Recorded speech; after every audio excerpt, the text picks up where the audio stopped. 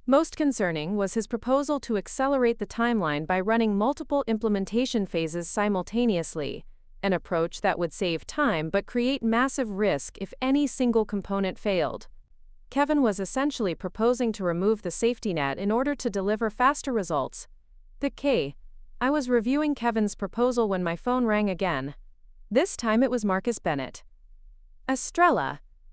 His voice was strained, lacking the confidence he'd displayed during my termination meeting. Marcus, I'm calling because we've had some developments regarding the transition of your responsibilities. I waited in silence. There have been some questions raised by clients about the timeline changes Kevin has proposed. Nothing major, just some concerns about regulatory compliance and implementation procedures. I see. I wanted to reach out because, as you know, client satisfaction is our top priority at Sterling. If there are any insights you could share about these projects, any background information that might help Kevin navigate these client concerns. The irony was almost overwhelming. 3 days ago, Marcus had told me I was replaceable. Now he was asking for my help to fix the problems created by my replacement. Marcus, I'm no longer a Sterling employee. Any insights I might have about client relationships or project requirements would be part of my independent consulting services. There was a long pause. What kind of consulting services? I've established Martinez Consulting Solutions. I provide specialized advisory services to companies dealing with complex operational challenges. And what would those services cost? My standard consulting rate is $350 per hour, with a minimum engagement of 20 hours for project assessment and recommendations. Another pause. $350 per hour? That's actually below market rate for specialized compliance and systems integration consulting. Most independent experts in this field charge $400 to $500 per hour. Estrella, we had no idea you were considering independent consulting when we made the decision to restructure your position. Marcus, you told me I was replaceable. I'm simply exploring opportunities where my expertise is properly valued. At 1 p.m., I met Michael Chen for lunch at an upscale restaurant downtown. Michael was exactly as I remembered, sharp, strategic, and refreshingly direct. Estrella, I have to say, Sterling's loss is the industry's gain. I've been hearing interesting things about some challenges they're having with client transitions. Word travels fast in this business. It does indeed, particularly when those challenges involve high-profile clients like Patterson Industries and Morrison Industries. Both companies have reached out to Henderson and Associates about potential consulting partnerships. This was news to me. Really? Patterson specifically asked if we had anyone with your expertise in supply chain integration. Morrison inquired about regulatory compliance consulting for manufacturing operations. It seems they're looking for alternatives to Sterling's current approach. That's not surprising. Change management requires understanding client-specific requirements and regulatory environments. Exactly. Which brings me to why I wanted to meet with you today. Henderson and Associates is prepared to make you an offer. He slid a folder across the table. Senior Partner, Systems Integration Division, $180,000 base salary, plus profit sharing that typically adds another $40 minus $50,000 annually. Full benefits, expense account, and a $20,000 signing bonus. I opened the folder and reviewed the offer. It was generous. More than I'd been making at Sterling, with better benefits and significantly more autonomy. This is a very attractive offer, Michael. There's more. We're prepared to guarantee that Patterson Industries and Morrison Industries would be assigned to you as lead consultant if they choose to work with Henderson. We've already had preliminary discussions with both companies. You're offering me to my former clients? We're offering you the opportunity to serve clients who specifically requested your expertise. If they choose Henderson and Associates because of your involvement, that benefits everyone. I closed the folder and looked at Michael directly. Can I ask you something? What's Henderson's assessment of Kevin Thompson and Sterling's new direction? Michael smiled. Kevin Thompson is very good at what he does. The problem is that what he does, rapid operational restructuring, isn't always what clients actually need. He's excellent at creating efficiency on paper, but efficiency without effectiveness is just waste at a higher speed. That's an interesting perspective. Kevin's approach works well for companies that need dramatic cost reduction or are preparing for acquisition. But for established companies with complex regulatory requirements and long-term client relationships, his methods can be disruptive in ways that aren't always beneficial. As I walked back to my car after lunch, I realized that Kevin Thompson's rise at Sterling & Associates was proceeding exactly as he had planned.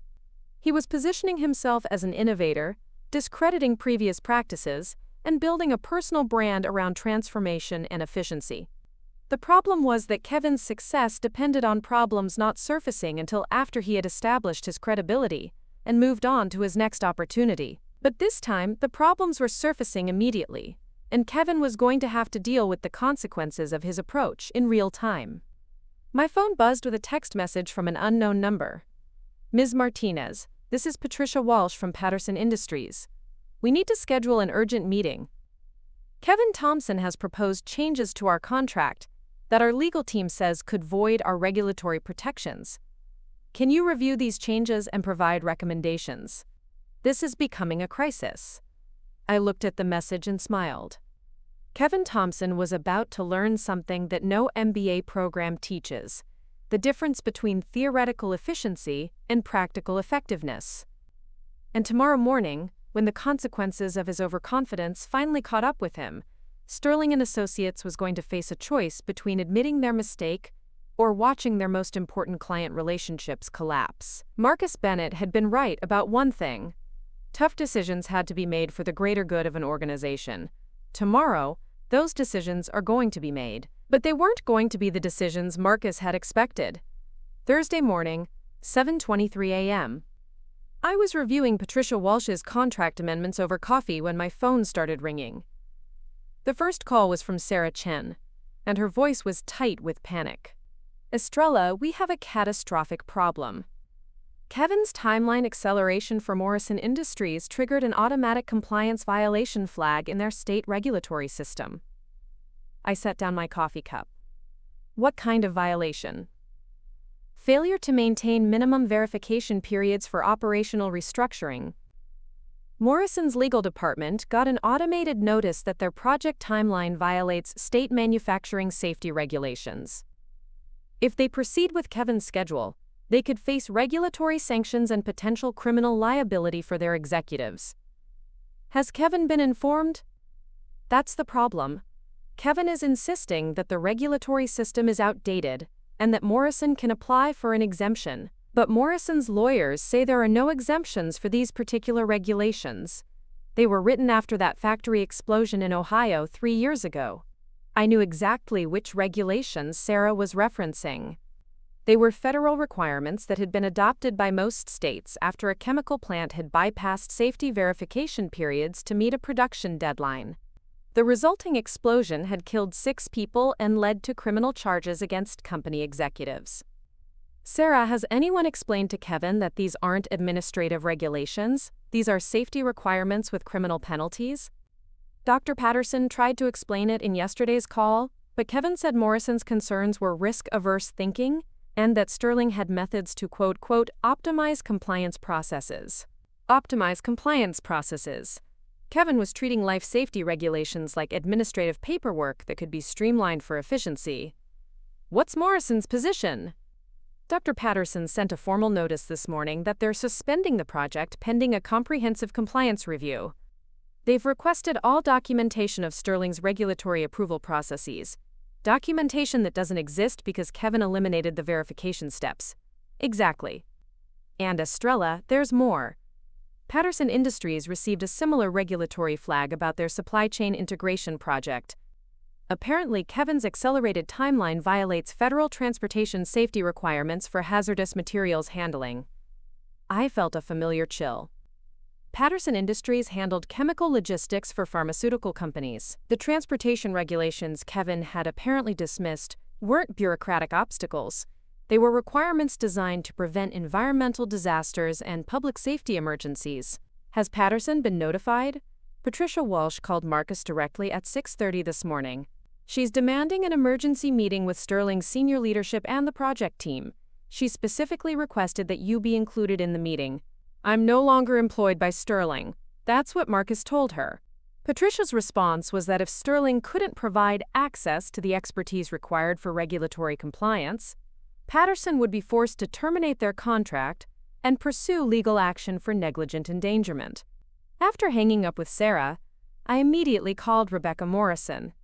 Rebecca, I need to understand something about potential liability if a consulting firm provides advice that leads to regulatory violations. That's a serious question, Estrella. If a consulting firm advises a client to violate safety regulations, and that advice leads to harm, the consulting firm could face criminal liability in addition to civil lawsuits. What if the consultant genuinely believed their approach was correct? Intent matters, but ignorance isn't a defense for violating safety regulations. If a consultant is providing advice in an area where they lack proper knowledge or certification, that could constitute professional negligence or even reckless endangerment. And if a company terminates an employee who possessed the necessary certifications and knowledge, then provides harmful advice through a replacement who lacks those qualifications. Rebecca was quiet for a moment. That would be a very interesting case study in corporate liability. The company could potentially be held responsible for creating the conditions that led to the harmful advice. At 9:15 a.m., my phone rang again. This time it was Marcus Bennett, and his voice carried a desperation I'd never heard before. Estrella, we need to talk. Can you come in this morning? I'm no longer an employee, Marcus. If Sterling needs consulting services, we can discuss my rates. This isn't about consulting rates. We have a crisis situation involving regulatory compliance, and we need your expertise to resolve it immediately. What kind of crisis? Patterson Industries is threatening to terminate their contract. Morrison Industries has suspended their project. Both companies are citing regulatory compliance concerns that Kevin apparently didn't fully understand. The admission was painful for him to make. I see. Estrella, I'll be direct. We made an error in judgment about the transition of your responsibilities. Kevin's approach has been more aggressive than we anticipated. We need your help to fix this situation before it becomes a legal liability for both Sterling and our clients. Marcus, what exactly are you asking me to do? We want to offer you a consulting contract to serve as senior compliance advisor for these projects. Temporary basis, at whatever rate you consider appropriate, with full authority to override Kevin's decisions on regulatory matters. I almost laughed. 4 days ago, Marcus had fired me for being redundant. Now he wanted to hire me back as Kevin's supervisor. Marcus, have you discussed this with Kevin? Kevin has been informed that compliance issues require specialized expertise. He's agreed to work collaboratively with external consultants. Translation: Kevin had been told to shut up and do what I said, or face responsibility for potential criminal liability. I'll need to review the current project status and regulatory issues before I can provide a proposal. Can you have all the relevant documentation sent to me by noon? Absolutely. And Estrella? Thank you. I know this situation is awkward, given recent events. Awkward. Marcus was calling a potential federal regulatory violation awkward. At 10:30 a.m., I received a call that made the situation even more complex. It was Linda Garrett from the Chicago Business Journal. Ms. Martinez, I'm following up on our conversation yesterday. I've received some interesting information about regulatory issues at Sterling and Associates. Would you be willing to comment? What kind of regulatory issues? I've been contacted by sources at both Patterson Industries and Morrison Industries, indicating that recent project management decisions at Sterling have created compliance problems. Both companies are apparently suspending major projects due to safety regulation concerns. Someone was feeding information to the press. Either Patricia Walsh or Dr. Patterson was applying public pressure to force Sterling to address the problems Kevin had created. I can't comment on specific client situations, I said carefully. I understand. But can you speak generally about the importance of regulatory compliance in consulting work? Certainly. Regulatory compliance isn't just administrative paperwork. It's often about public safety and legal liability. When consulting firms provide advice that affects safety regulations, they have a professional and legal obligation to ensure that advice is sound. I see. And what happens when consulting firms lack the expertise to provide sound advice in these areas? That's when people get hurt, companies face legal liability, and careers are destroyed. After the call with Linda Garrett, I spent an hour reviewing the documentation Marcus had sent. What I found was worse than I'd imagined. Kevin hadn't just accelerated timelines. He had fundamentally misunderstood the nature of the projects he was managing. The Morrison Industries restructuring wasn't just an operational efficiency project. It involved reconfiguring manufacturing processes for companies that produced medical devices and pharmaceutical chemicals. The regulations Kevin had dismissed as legacy thinking were FDA requirements designed to prevent contamination of life-saving medications. The Patterson Industries integration wasn't just supply chain optimization. It involved transportation networks for hazardous materials used in cancer treatments and psychiatric medications. The safety protocols Kevin had eliminated weren't bureaucratic obstacles. They were requirements designed to prevent environmental disasters that could affect entire communities. Kevin had approached these projects like standard business restructuring, apparently never understanding that his clients operated in heavily regulated industries where efficiency had to be balanced against public safety. At 12:45 p.m., I walked into Sterling & Associates for the first time since my termination. The lobby felt different, smaller somehow, less impressive than I remembered. Tommy Valdez was at the security desk, and his face lit up when he saw me. "Estrella, good to see you back. Just visiting today, Tommy." "Yeah, I heard. Word is you're doing consulting work now, that's great." The elevator ride to the executive floor felt surreal. 4 days ago, I was escorted out by security. Today, I was returning as an external expert to fix problems that wouldn't have existed if I hadn't been fired. Marcus was waiting in the executive conference room, along with Jennifer Walsh from accounting and someone I didn't recognize, a man in his 40s wearing an expensive suit and the kind of nervous expression that suggested legal counsel. "Estrella, thank you for coming. This is Robert Chen, Sterling's general counsel." Robert stood and extended his hand. "Ms. Martinez, thank you for your willingness to help us resolve this situation." "Where's Kevin?" I asked. Marcus and Robert exchanged glances.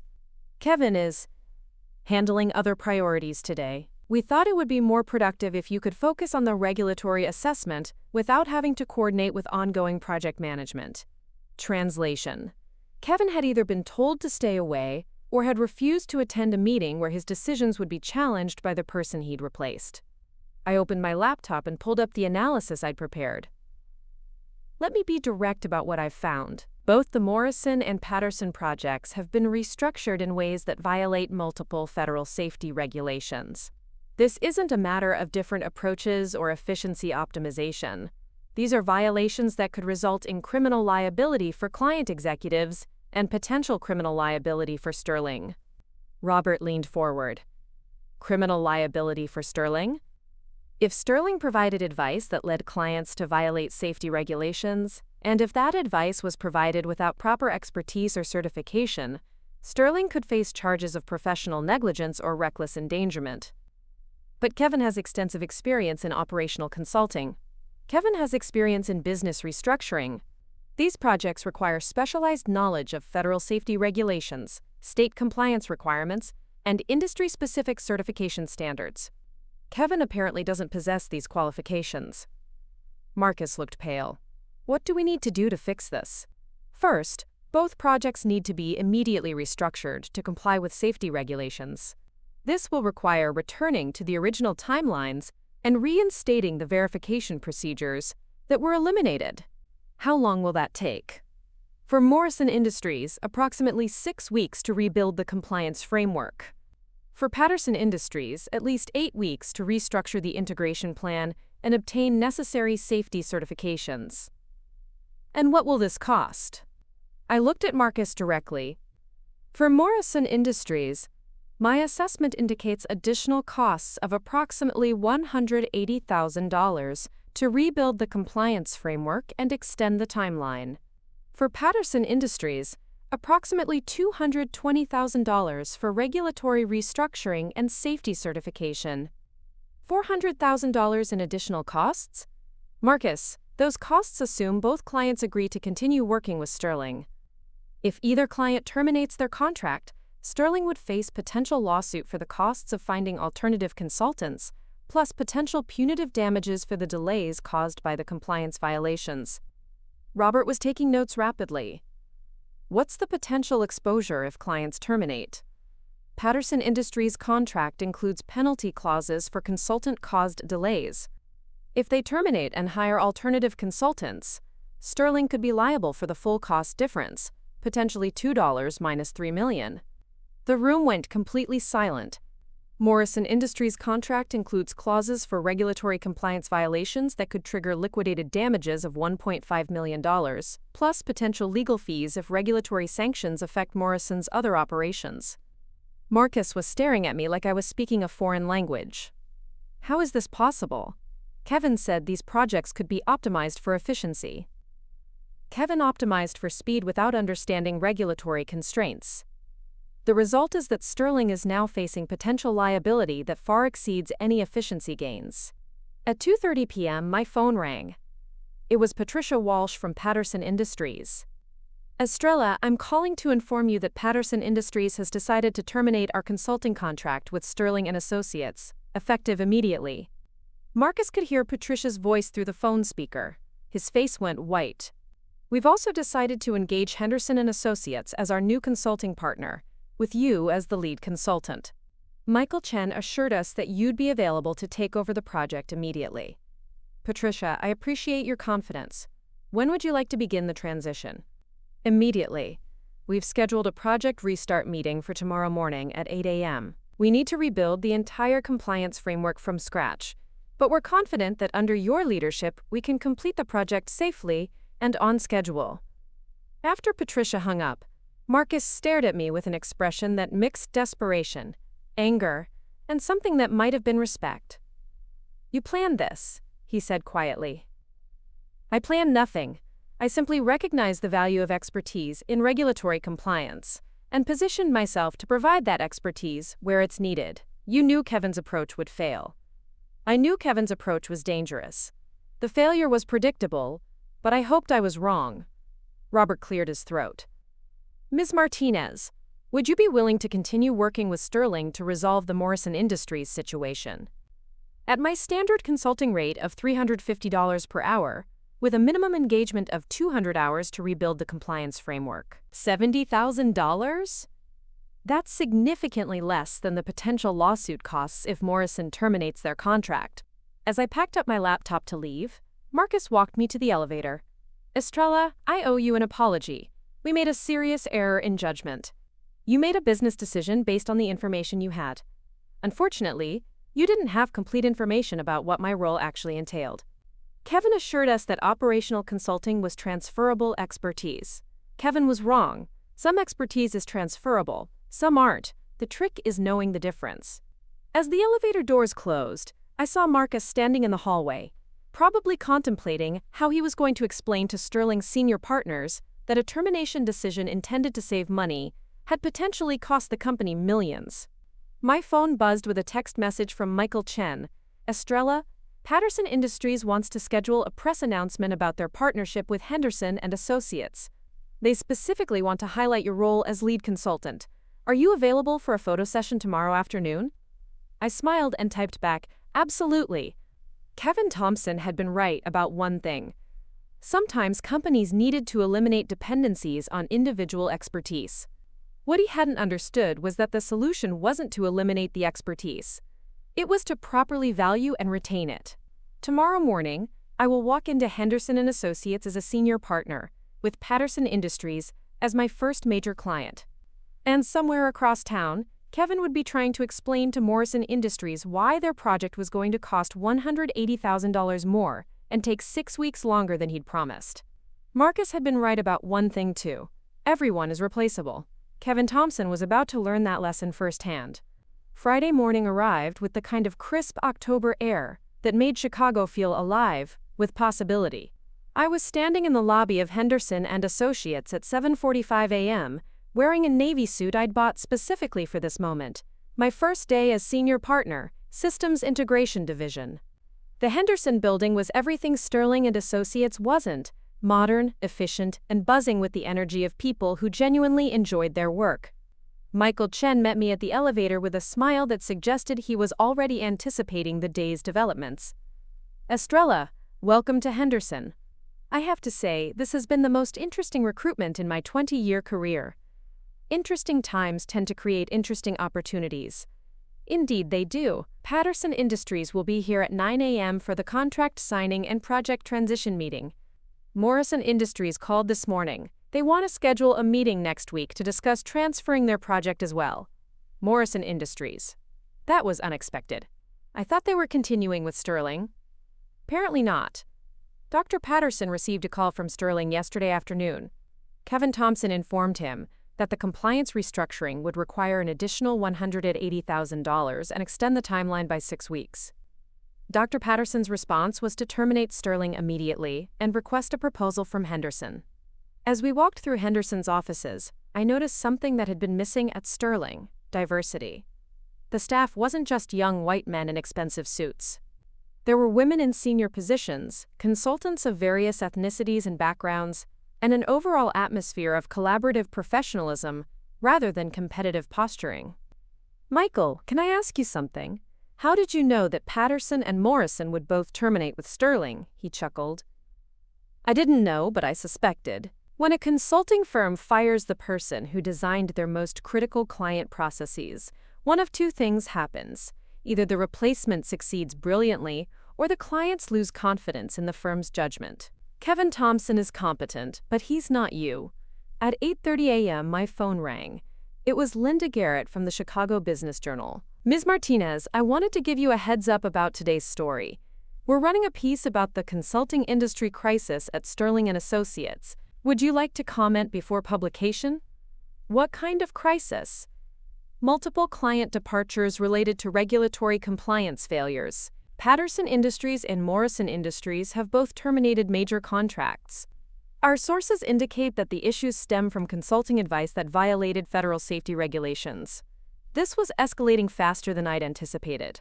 I can't comment on specific client situations, but I can speak generally about the importance of regulatory expertise in consulting work. Actually, I'm more interested in your perspective on the human side of this story. You worked at Sterling for 8 years, then were terminated, and now their two biggest clients are following you to a competitor. That's quite a narrative. Linda, my relationship with former clients is based on professional expertise and trust built over years of successful collaboration. When clients choose to work with me at Henderson, they're making a business decision based on their confidence in my ability to deliver results. Sterling's leadership declined to comment, but sources close to the company suggest that the decision to terminate your employment may have been premature. After hanging up with Linda, I realized that the story was no longer just about consulting projects or regulatory compliance. It was becoming a case study in corporate decision-making and the consequences of undervaluing institutional knowledge. At 9 a.m. sharp, Patricia Walsh walked into Henderson's conference room, accompanied by 2 other Patterson Industries executives I recognized from previous project meetings. Patricia looked relieved for the first time in weeks. Estrella, thank you for making this transition possible. I have to say, the last few days have been eye-opening regarding the importance of working with consultants who truly understand our industry requirements. I'm grateful for the opportunity to continue our partnership under better circumstances. Patricia opened her briefcase and pulled out a thick contract. Henderson's proposal is exactly what we need: comprehensive regulatory compliance, realistic timelines, and most importantly, leadership from someone who understands our business. Michael walked through the contract terms while I reviewed the technical specifications. The project scope was actually broader than what we'd been doing at Sterling.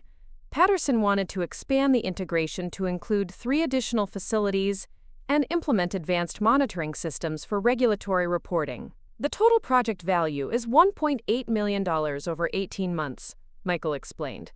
This represents our largest systems integration contract this year. Patricia smiled. Estrella, I want you to know that Patterson Industries specifically requested these expanded services because we have confidence in your ability to manage complex regulatory requirements. We've learned the hard way that cutting corners on compliance isn't worth the risk. As we were signing the contracts, my phone buzzed with a text message from an unknown number. This is Dr. Patterson from Morrison Industries.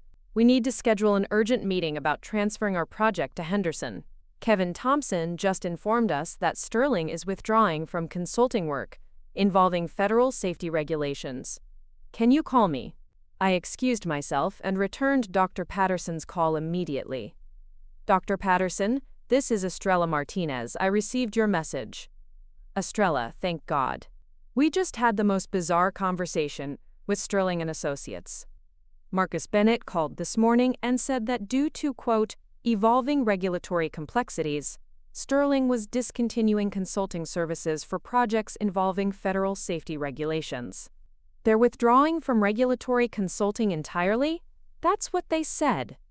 Marcus mentioned that Sterling would be focusing on, quote, traditional business consulting, and referred us to other firms for, quote, specialized compliance work. He specifically mentioned Henderson and Associates. I almost laughed.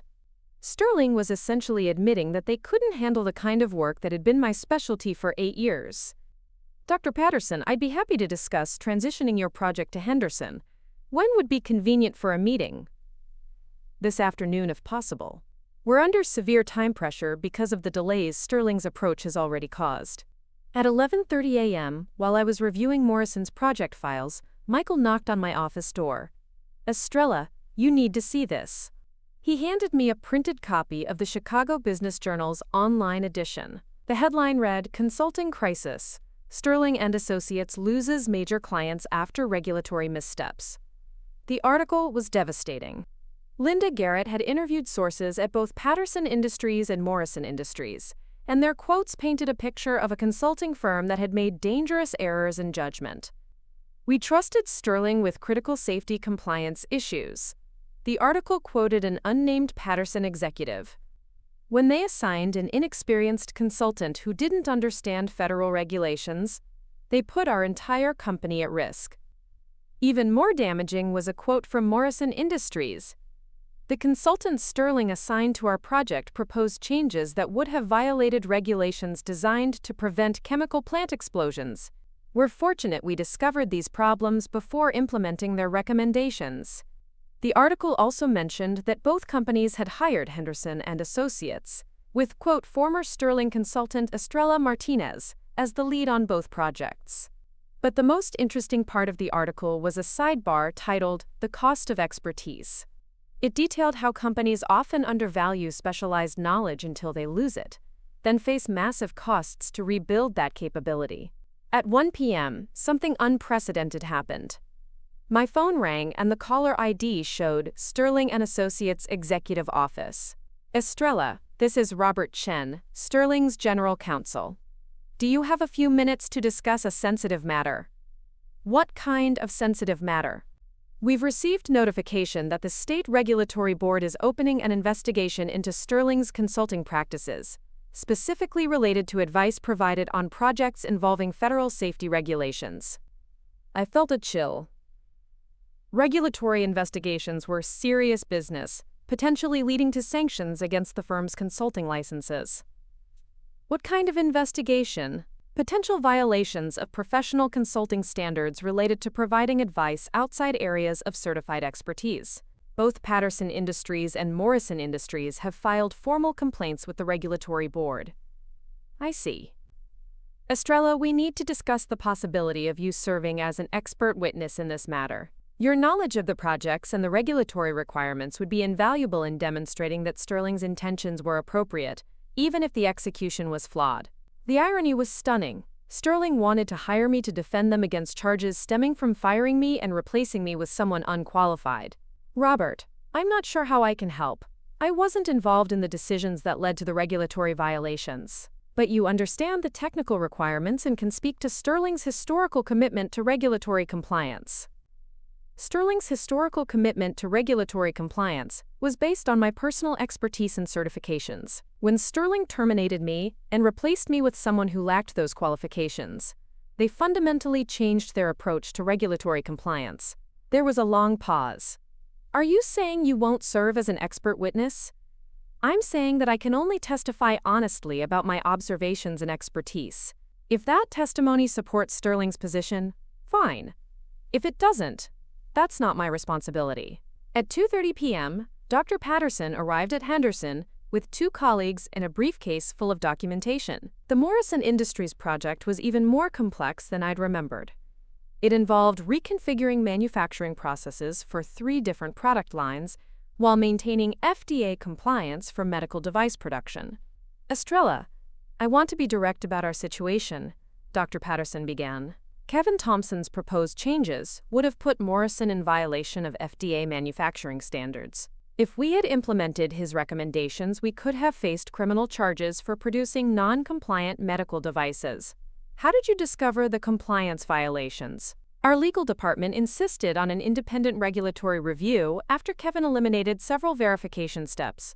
The review found that Kevin's timeline would require us to skip mandatory quality control periods that are legally required for medical device manufacturing. What was Kevin's response when you raised these concerns? He said our legal department was being, quote, overly cautious, and that modern quality control systems could replace the manual verification periods. When we explained that FDA regulations specifically require manual verification by certified technicians, Kevin said we should apply for regulatory exemptions. Dr. Patterson pulled out a thick folder. This is the FDA guidance document that explains why those exemptions don't exist. The regulations were written after a medical device manufacturer skipped quality control steps and produced contaminated surgical instruments that caused infections in over 200 patients. Kevin didn't know about that case? Apparently not. When we mentioned it, he said it was legacy thinking, and that modern sterilization technology had made those concerns obsolete. I spent the next 2 hours walking through Morrison's project requirements with Dr. Patterson's team. What emerged was a comprehensive plan that would actually improve on the original Sterling proposal, while ensuring full regulatory compliance. The Henderson approach will cost about the same as our original Sterling contract, Dr. Patterson concluded, but the timeline is realistic, and we have confidence that regulatory requirements will be properly managed. As Dr. Patterson's team was leaving, my phone rang again. This time it was Marcus Bennett, and his voice carried a tone I'd never heard before. Desperation mixed with something that might have been panic. Estrella, we have a crisis. Kevin Thompson submitted his resignation this morning, effective immediately. Kevin had abandoned the ship. What was his reason? He said Sterling's risk-averse culture was incompatible with his consulting methodology. He's accepted a position with a firm in Boston that specializes in aggressive business transformation. So Sterling no longer has anyone to manage the regulatory compliance projects. That's correct. Estrella, I'm going to ask you directly. Would you consider returning to Sterling as Senior Director of Regulatory Consulting? We're prepared to offer a $200,000 base salary, plus profit sharing, plus a $50,000 signing bonus. I almost smiled. A week ago, Marcus had fired me and told me I was replaceable. Now he was offering me a promotion, a $45,000 raise, and a signing bonus to come back and fix the disasters created by my replacement. Marcus, I appreciate the offer, but I've already accepted a senior partner position at Henderson & Associates. We can match Henderson's offer. Whatever they're paying you, we'll pay more. It's not about money, Marcus. It's about working for an organization that values expertise before it becomes a crisis. Estrella, please. We made a mistake. We're willing to admit that and make it right.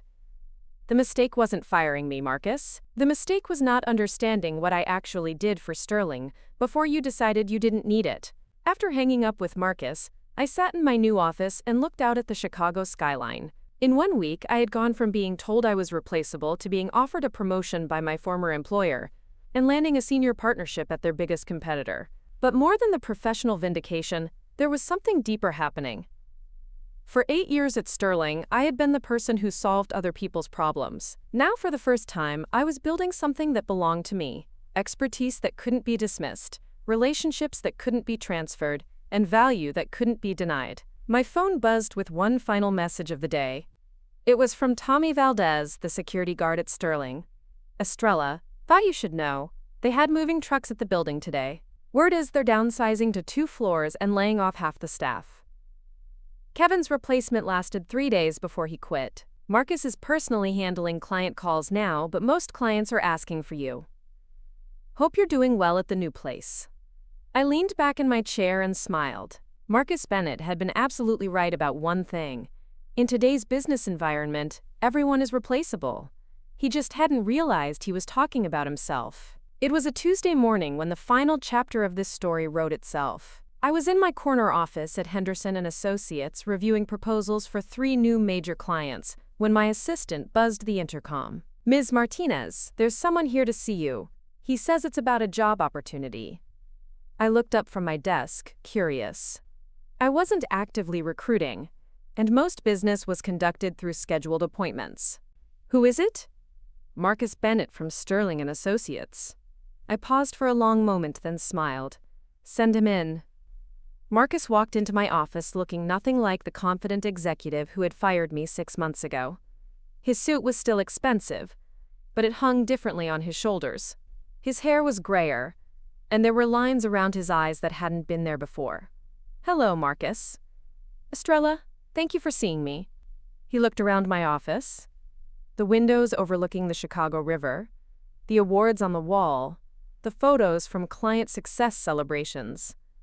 "This is impressive." "Thank you. Please have a seat. What can I do for you?" Marcus sat down carefully, like a man who had learned that chairs could be pulled out from under him. "I'll be direct. Sterling and Associates is closing. The regulatory investigation resulted in sanctions that made it impossible to continue operations. We're liquidating assets and dissolving the company." I had heard rumors, but hearing it confirmed was still sobering. "I'm sorry to hear that. I wanted to come personally to ask if Henderson and Associates might be interested in acquiring our client list and some of our junior staff. We have several good people who deserve opportunities to continue their careers." The irony was perfect. Marcus Bennett, who had once told me I was replaceable, was now asking me to help save his employees' careers. "I'd be happy to review resumes for any Sterling staff interested in opportunities at Henderson. As for the client list, we'd need to evaluate each relationship individually." "Thank you. That's more generous than we deserve." Marcus stood to leave, then paused at the door. "Estrella, can I ask you something? Did you know this would happen when you left Sterling?" I considered the question carefully. "Marcus, I knew that firing me would create problems. I didn't know how severe those problems would become, because I didn't know that Kevin would make the decisions he made. But you positioned yourself perfectly to benefit from our difficulties. I positioned myself to provide value where it was needed. When Sterling chose not to value my expertise, other organizations did." Marcus nodded slowly. "One more question. The offer I made 6 months ago, $200,000 plus signing bonus to come back to Sterling. If I had made that offer before terminating you instead of after, would you have stayed?" I thought about that question for a long moment. "Marcus, the money was never the issue. The issue was respect. If Sterling had valued my expertise enough to recognize its worth before it became a crisis, yes, I probably would have stayed." "I see." Marcus turned to leave, then looked back one final time. "For what it's worth, Estrella, you were right. You weren't replaceable. We just learned that lesson too late." After Marcus left, I sat in my office thinking about the journey that had brought me here. In 6 months, I had gone from being fired and told I was replaceable to becoming a senior partner at Chicago's fastest-growing consulting firm. Henderson and Associates now employed 45 people, including 12 former Sterling consultants who had followed me after Sterling's collapse. My personal client portfolio was worth $8.7 million annually. Patterson Industries had expanded their contract twice and referred 4 other companies to Henderson. Morrison Industries had not only completed their restructuring successfully, but had hired us for 2 additional compliance projects. But the most satisfying part wasn't the financial success or professional recognition. It was the knowledge that I had built something that truly belonged to me, a reputation based on expertise, relationships built on trust, and value that couldn't be dismissed or diminished by anyone else's opinion. My phone rang, interrupting my reflection. It was Patricia Walsh from Patterson Industries. "Estrella, I have exciting news. Patterson Industries has been asked to present a case study about our successful operational restructuring at the National Manufacturing Excellence Conference. We'd like you to co-present with us about the importance of regulatory compliance expertise in consulting partnerships." "I'd be honored, Patricia." "Excellent. The conference theme is Learning from Success and Failure in Corporate Partnerships. We think our story, and Sterling's story, provides valuable lessons for other companies about the importance of truly understanding the expertise they're working with. After hanging up with Patricia, I walked to my office window and looked out at the Chicago skyline. Somewhere out there, Kevin Thompson was probably telling someone else that their expertise was replaceable, that their knowledge was outdated, that their experience was less valuable than his theoretical efficiency improvements. And somewhere else, another experienced professional was probably being told they were redundant, that fresh energy was needed, that their long years of service no longer mattered in today's business environment. But here's what I learned from this experience. Expertise isn't just about what you know. It's about understanding the difference between knowledge and wisdom, between information and insight, between efficiency and effectiveness. Marcus Bennett had been right about one thing. Everyone is replaceable, technically speaking. But replacement and equivalence are two very different concepts. You can replace anyone, but you can't always replace what they bring to an organization. The real question isn't whether someone can be replaced. The real question is whether an organization understands what it's giving up when it makes that replacement. Sterling and Associates learned that lesson the hard way. And in learning it, they taught me the most valuable lesson of my career: the difference between being employed and being invaluable. Today, I'm not just employed, I'm invaluable. And that's a distinction that belongs to me, not to any employer who might choose to recognize it or ignore it. As I returned to my desk to review those new client proposals, I smiled and whispered the words that had become my personal motto. You can fire a position, but you can't fire expertise. You can eliminate a job, but you can't eliminate value. And you can replace a person, but you can't replace what they've built unless you understand what they've built. Marcus Bennett called me replaceable 6 months ago. Today, he asked me to help save his company's remaining employees. Sometimes the best revenge isn't revenge at all. Sometimes it's just success. Looking for more? We've got 2 amazing stories ready for you right on screen. If this one touched you, these are absolutely worth your time. Click to watch them now. And hey, subscribe and hit that bell to never miss our latest uploads.